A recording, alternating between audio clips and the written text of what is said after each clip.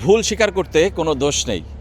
France Spain সেমিফাইনালের আগে আমি বলেছিলাম যে ফ্রান্স এগিয়ে থাকবে, ফ্রান্স নিখুঁত ফুটবল খেলছে পুরো টুর্নামেন্ট জুড়ে এবং তারাই ফেভারিট এই ম্যাচে। কিন্তু স্পেন তা ভুল প্রমাণ করে দিয়েছে। অবিশ্বাস্য অসাধারণ ফুটবল খেলেছে। তাদের এই ফুটবল আসলে পুরো টুর্নামেন্টের বেস্ট পারফরমেন্স, স্পেনের জন্য তো বটেই। এবং তারা পৌঁছে গেছে ফাইনালে। এই 2026 বিশ্বকাপের প্রথম দল হিসেবে তারা ফাইনালে পৌঁছে গেছে এবং তাদের প্রতিপক্ষের অপেক্ষায় তারা 2010-এর পর 16 বছরের অপেক্ষা ঘুচিয়ে ফাইনালে লা রোহা ফিউরিরা। এবং ফ্রান্স পুরো বাক্সবন্দি এই ম্যাচে। আসলে তাদের খেলতেই দেয়নি স্পেন, না ডিফেন্সে, না মিডফিল্ডে, না অফেন্সে। কোনো জায়গাতেই আধিপত্য বিস্তার করতে পারেনি ফ্রান্স। পুরোপুরি ধরাশায়ী বলা চলে। এবং এর মূলে একজন ফুটবলারের নাম আলাদা করে বলতে হয়, তিনি রদ্রি। অসাধারণ পারফরমেন্স করেছেন এই ডিফেন্সিভ মিডফিল্ডার, পুরো মাঠ জুড়ে খেলেছেন, তাকে যেন সব জায়গায় খুঁজে পাওয়া গেছে। এবং ফ্রান্সকে 2-0 গোলে হারিয়ে ফাইনালে স্পেন। মিকেল ওয়েরজাবালের পেনাল্টি গোলটা আসলে এক কথায় বলতে হবে, এটা একদমই বৈধ। কোনো ধরনের পেনাল্টি নিয়ে বিতর্ক নেই। দেখতে পাননি, কিন্তু তারপরও কিচ্ছু করার নেই। ইয়ামালকে ফাউল করেছেন এবং সেখান থেকে পেনাল্টি পেয়েছে স্পেন এবং গোল করেছে।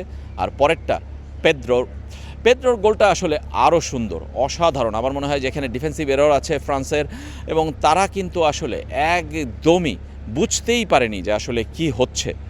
পুরো ম্যাচে যে প্রেসিং ফুটবল, যে টিকি টাকা, যে পাসিং ফুটবল আমরা দেখেছি, স্পেন একদম মুগ্ধ করেছে পুরো বিশ্বকে। এবং ফ্রান্সকে আসলে খেলতেই দেয়নি একদম। 73 মিনিট পর্যন্ত ফ্রান্স কিন্তু পোস্ট বরাবর একটা শটও নিতে পারেনি। ভাবা যায় এই ফ্রান্স, যারা কিনা 16টা গোল করেছে আগের 6 ম্যাচে, তারা কোনো গোলই করতে পারলো না স্পেনের বিপক্ষে। আর স্পেন আরও একটা ম্যাচে ক্লিন শিট রাখলো। মাত্র একটা ম্যাচে একটা গোল হজম করেছে তারা বেলজিয়ামের বিপক্ষে, আর বাকি সবগুলো ম্যাচে ক্লিন শিট। এই স্পেন সেই স্পেন যারা কেপ ভার্দের সঙ্গে গোল শূন্য ড্র করেছে। মনে রাখতে হবে বিশ্বকাপের শুরুটা কিন্তু তাদের মোটেও ভালো ছিল না, এবং আগেও বলেছি তাদের পিকটা কিন্তু হচ্ছে খুব আস্তে আস্তে, খুব দারুণভাবে, এবং তারা কিন্তু এই মুহূর্তে রয়েছে পিক ফর্মে। সুতরাং 19 July new York new jersey স্টেডিয়ামের ফাইনালে তারাও কিন্তু পিকে থাকবে, আরও উপরে যেতে পারে যদি তাদের পারফরমেন্সটা দারুণ হয়।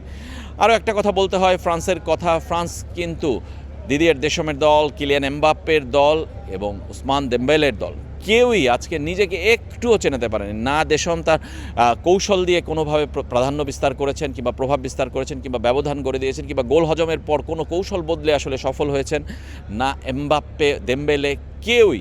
এতগুলো ফুটবলারের নাম বলেছি আমরা, ফ্রান্সের যে স্টার আছে তাদের, বার্কোলার কথা বলি, অলিসের কথা বলি, কিন্তু কেউই কিন্তু কোনো ধরনের পারফর্ম করতে পারেনি। এবং মজার ব্যাপার হলো ইউরো চ্যাম্পিয়ন স্পেন আরও একবার বিশ্বকাপ জয়ের দ্বার প্রান্তে, অর্থাৎ ইউরো তারপরে কিন্তু বিশ্বকাপ, যেটা তারা করেছিল 2010 সালে, এবার কিন্তু আরও একবার সেটার দ্বার প্রান্তে। কিন্তু পরিসংখ্যানে একটা মজার তথ্য আছে, দুই নারী বিশ্বকাপ এবং নারী ইউরোতে চ্যাম্পিয়ন কিন্তু ঠিক উল্টো। স্পেন নারী চ্যাম্পিয়ন হয়েছিল ইউরোতে, আর বিশ্বকাপ জিতেছিল তারা কিন্তু।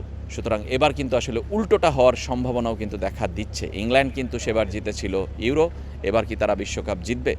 মানে অনেকগুলো প্রশ্ন আছে। দ্বিতীয় সেমিফাইনালে আগে ইংল্যান্ডকে জিততে হবে আর্জেন্টিনার সঙ্গে। আর্জেন্টিনা কিন্তু অবিশ্বাস্য দল এবং ভাগ্যের জোরে তারা এগিয়ে চলেছে।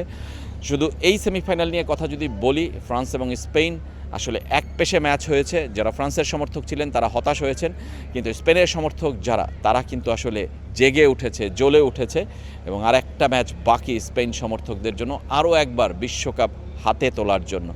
সব মিলে বলতে পারি ফ্রান্সের ম্যাচ ভুল হয়েছে আমাদের প্রেডিকশন, কিন্তু স্পেন কিন্তু দারুণ ফুটবল খেলেছে, তাদের প্রশংসা করতেই হবে। সবাই ভালো থাকবেন, বিদায় নিচ্ছি।